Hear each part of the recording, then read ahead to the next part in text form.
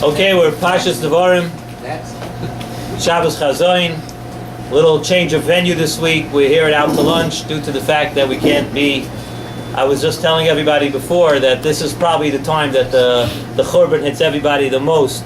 When you finally realize on Thursday night you can't eat cholent and you can't eat fleshik, so you have to change something in your life.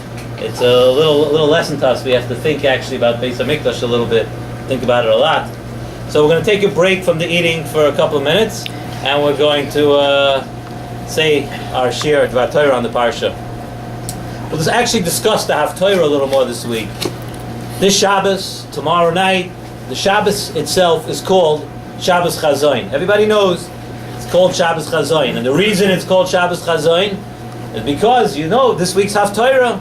The Haftorah begins with Chazon Yeshayahu, a vision of Yeshayahu.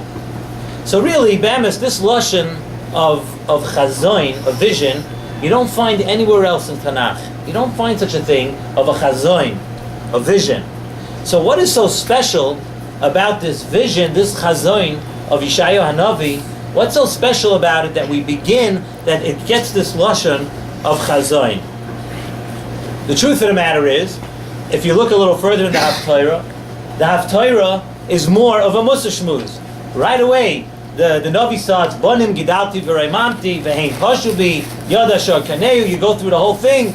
It's going through. It's mamash a stark Mussar Shmuz to Klal Yisrael. So why is that called a Chazon? Maybe it should be called Shabbos of Mussar. Should be called a Mussar of Yeshayahu. Why is it called Chazon? Why is it that the Chazon, that the Mussar involved here, is such a vision? The Haftorah begins right after Chazon Yeshayahu. It says Shimon Shamayim V'Hazini Eretz. Also another very interesting lashon, which we find that the Shamayim and the Eretz should listen in, should pay attention to what he has to say. Also a lashon that's not used very often. So Nesiv Shalom has a beautiful explanation for this entire thing. He says like this: the pasuk in Eicha, at the beginning of Eicha, which unfortunately, the way it looks right now, we're going to have to lay in Eicha on Tuesday night. We have a couple of more days for Mashiach to come, and hopefully we won't have to lay in Eicha. I'll tell you, I actually have a minhag that I got from somebody else, that I don't prepare Eicha to lay before the night of Eicha. I always found it very strange to sit a week before and prepare Eicha, that you're going to lay in Eicha. How much bitachon does it show that you're having, that if you want to make sure that you have everything right and you have all the trop right? So until the night of Tisha B'Av, we try to hope, to believe somewhere in the back of our mind that we won't have to do it. But the pasuk says, Ki Hashem Haiga Roif B'Shoel, that the reason the Beis HaMikdash was destroyed really was because we know by Yisrisha, by Yesheni, the different chatoim, but the fact of the matter is that there were chatoim that Klal Yisrael did. So again, like we spoke a little bit about it last week, it seems that we have an Avelis, a very strong Avelis. Why? For something that happened, for something that was history, something that happened a long time ago. Why are we having an Avelis? Our Roif B'Shoel, they did those Avelis 2,000 years ago, and we have to suffer today. We have such an Avelis for that. What's pshat in that? So Zok Nesiv Shalom. The Medrash tells us that what does our Roif B'Shoel mean? Our Roif B'Shoel, of course, Klal Yisrael, like we said last week, Klal Yisrael doesn't exist on history. We don't base what we're doing on something that happened years ago. Everything is because of our matzav today. Everything is reflected in our lives of today. So our Roif B'Shoel means, on the member of Chazal, Kol Shalei Nivne Beis HaMikdash B'Yamav Ki'ilu Nechrav B'Yamav. If the Beis HaMikdash is not built this year, it's as if it was destroyed this year. So if the Beis HaMikdash was destroyed this year, it wasn't destroyed because of the Averis that people did 2,000 years ago. The Beis HaMikdash is destroyed again this year because of our Averis. Because HaKadosh Baruch Hu decided once again, unfortunately, that the Beis HaMikdash and Klal Yisrael cannot exist together. We're not a good shidduch yet. There's a Beis HaMikdash and there's Klal Yisrael, and we don't deserve it. So it's because of our Averis, our Roif B'Shoel, because of the Averis that we, it seems that we did now, this year, and we did again, we're not Zoicha to have the Beis HaMikdash. So we're not crying over something that happened many years ago. On Shabbos, the day of Shabbos, and this week Shabbos Chazon. Shabbos in general, we have special opportunities for Ruchnias, and anyone who's learned Nesiv Shalom with us over the last 2 years knows that Nesiv Shalom speaks many times about the inyan of Shabbos and how much higher a level of Ruchnias a person can reach on Shabbos.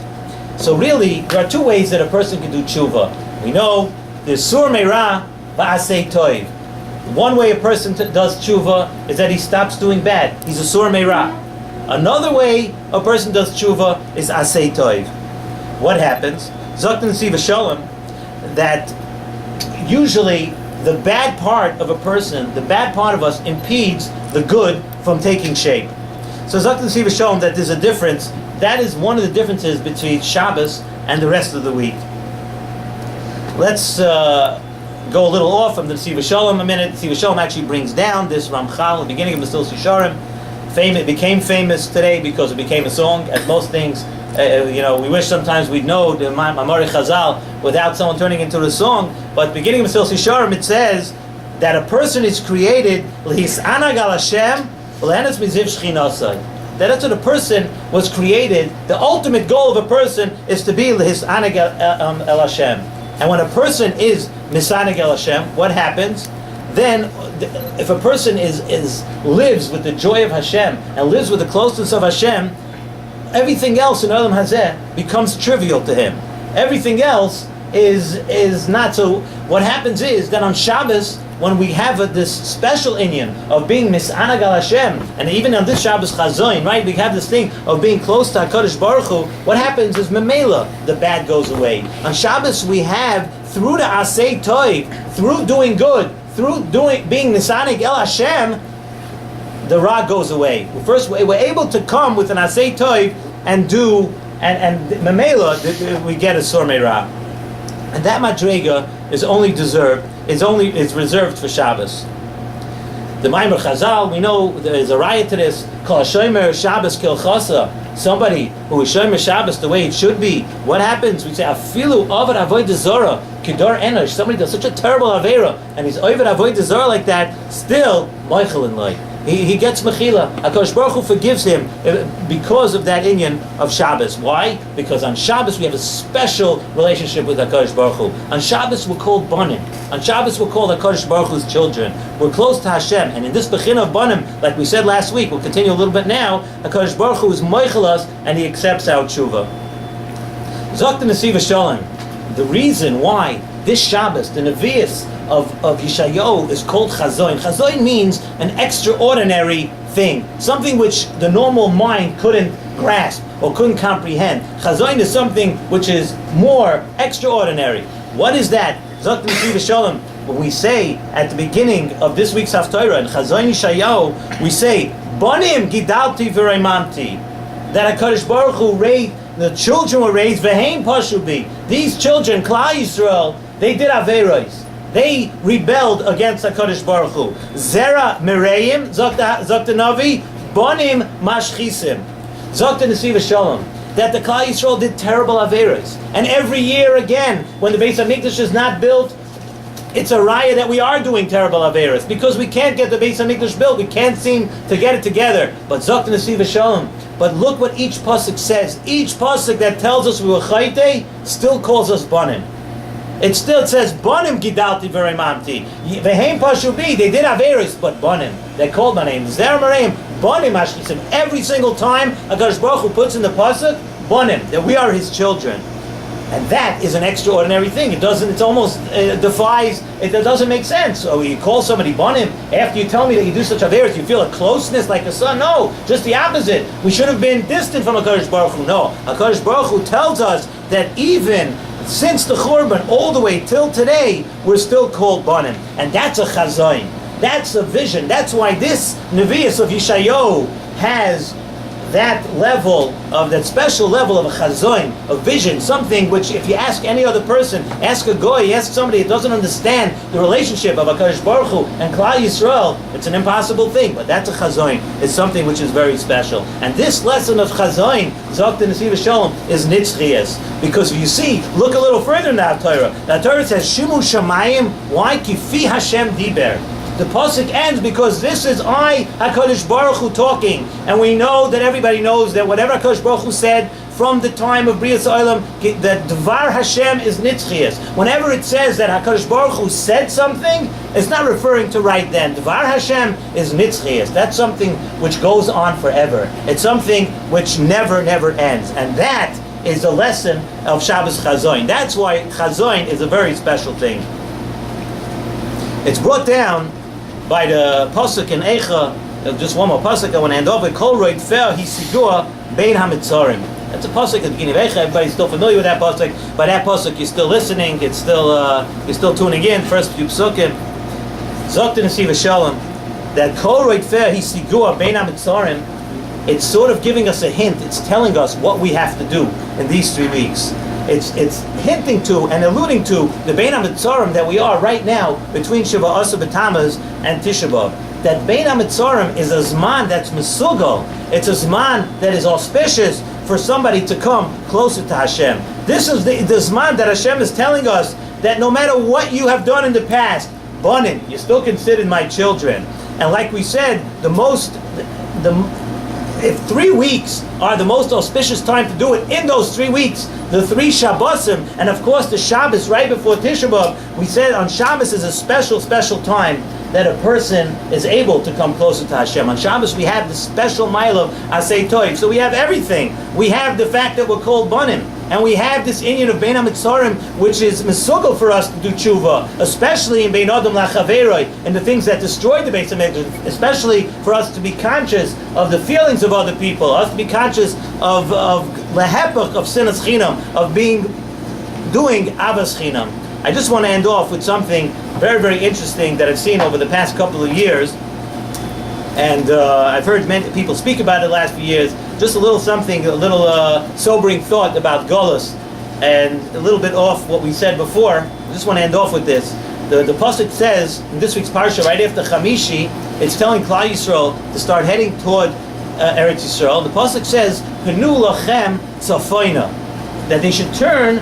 Actually, they were going east, but when you're facing south and you have to go east, so you start turning your head. I think that's what the pasuk actually means. Rashi brings down that it's tzafoina. They're starting to turn toward the north.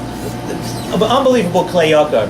Klei Yakar says that this lashon of Penu lachem tzafoina is a lashon of hidden. You know, by the Seder, you have tzafon, and I'm going to read it to you inside.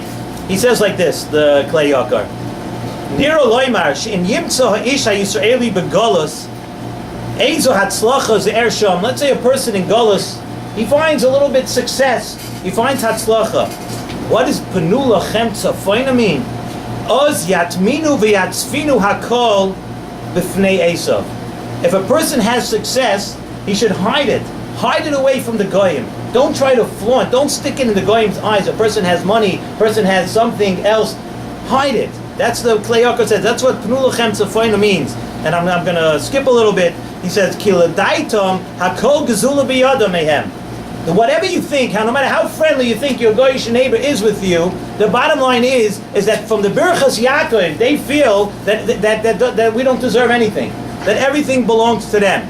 He says, "V'chein Yaakov tziva levonav lama tisro pirish Rashi b'fnei b'nei Yishmo," from the goyim. Al kain tziva dafka al Esav penu lachem tzafoina shlo yiskana b'chem, that the goyim should not be makan on you. And listen to what he says here. V'zeh hepach mima sheYisrael oisim b'doris halalu. This is the time of the Klei Yakar. We're going back. He said, this is the opposite of what people do in this door, ba'artus aveim, in Golus. Apella. Kol mi sheyesh leimona, somebody who has a little money, who mares atzvim v'abushe kavod ubatim sfunim v'chashuvim. As soon as someone has a little money, he forgets we're in Golus, he forgets he might rates on the goyim, and he thinks that he's living in Yerushalayim, B'shas HaMikdash, and they make beautiful houses, and beautiful, he doesn't talk about cars. I don't think there were cars then. I'm sure there weren't cars then. Kilu hoylu kama alofim. A person right away, if he has a little bit money, he wants to show the whole world as if he has thousands. Umagarim umas ba'atzmim ba'oivrim. A person who does that is oiver. Amasha nemar penu lochem tzafoina. That the job of a yid is, even if you have it, to keep it private, keep it secret. Don't stick it in the face of the goyim. Uminig zehu it says, "Minag zehu b'rabas b'nei amenu v'hu hamisaviv es kol hatalah asher mitzasnu." The troubles and the tortures we've had in Gullus, the Klei Yakar says, comes from this thing because we forget we're in Gullus and we sort of stick it right in the face of the people that feel that everything should be theirs. V'hamaskilim yavinu likach musar. A person, the people who are smart, the people who know how to look into things, should take a musar from this. Listen, we should taka be zoicha, even for this.